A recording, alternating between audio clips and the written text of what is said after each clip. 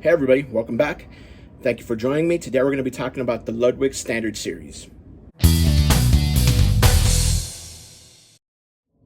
As I said earlier, we're talking about the Standard series today. The Ludwig Standard series came out and was produced between 1968 to about 1973.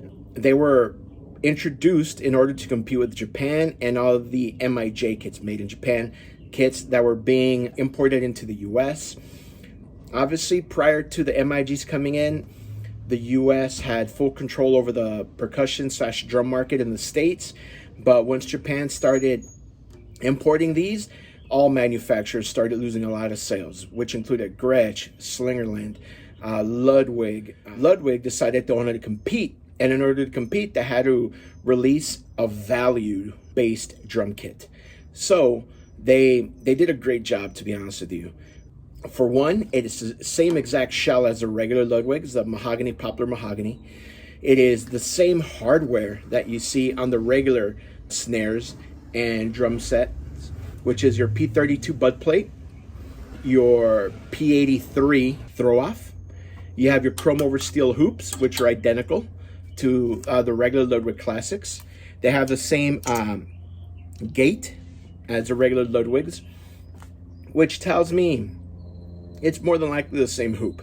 Where they did end up cutting corners were the lugs.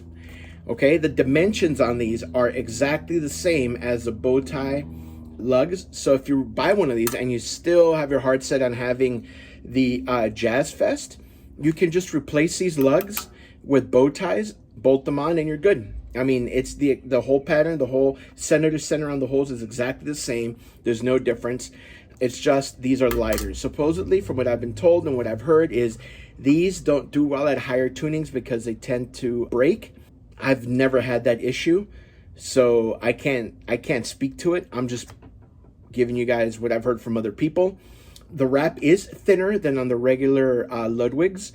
The other big difference in the wrap is on the Ludwig classic wraps, the plastic wrap would be placed between the second, which is the poplar layer, and the third layer, which is the mahogany, and it'd be sandwiched in between about 5 inches from the end of the third mahogany layer, and then the wrap would be taken all the way around the shell, and then obviously glued all the way around.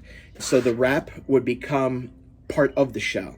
And in fact, here's a little tip. If you're buying a drum set and you're not sure whether or not the wrap is original, you can take the head off and you can follow the wrap all the way up into the shell. And if it's one continuous wrap, you know it's the original. If there's a break or a gap, then obviously you know it's been replaced. So there you go. There's a little tidbit of information for when buying vintage Ludwigs. So, and on these, on the standards, they just went around the perimeter of the drum. Saved a little bit of money. They did end up doing what they called the granitone finish on the inside. Okay, so you can see. And you know, I think all drum companies feed us all these stories that they did this, they did that to make the sound better. But, you know, after talking to tons of people and just, you know, being in the drum scene for a while, I've come to learn, and I'm sure you guys know this as well, that due to the amount of production that they were going through, in order to hide some of those visual defects, they would spray them. And it makes sense, right? If you don't want people to see the issue, you just spray over it and the issue's gone. So, that being said, these were sprayed. Lore has it that these were leftover shells that they had in stock, which is why they used them for the standard. Once again, saving some cash. If you're interested in buying a standard set, like I said, I would jump on it, man. You can get them today. You can get, you know, would be 2 up and 1 down, which would be like a 12, 13, 16, and a 22. You can find them anywhere from about $900 to about $1,100. I wouldn't pay $1 over $1,100, and I would only pay $1,100 if it was a super clean, super nice wrap for a standard set. And you can still find them out there. You're gonna pay about $500 to $600 less than you would for a regular drum set. It's July of 2024. And a lot, you know, the drum instrument market in general is pretty soft right now. So if you want to buy a nice drum set, if you do your homework and you look around, you're going to find a really good deal. You just have to be willing to look around. I got this one at a really, really, really nice price, which is why I jumped on it. I mean, it's beautiful, right? It was too good to pass up, and I dig them. Like I said, I've had a few of these in the past, and when this one came across Craigslist, it was just a fantastic deal. As a series, they weren't very popular. They re-released them again somewhere in the early 80s. They were originally called Standards. Then they started calling them the Rocker series. And once again, the Rockers aren't bad drums.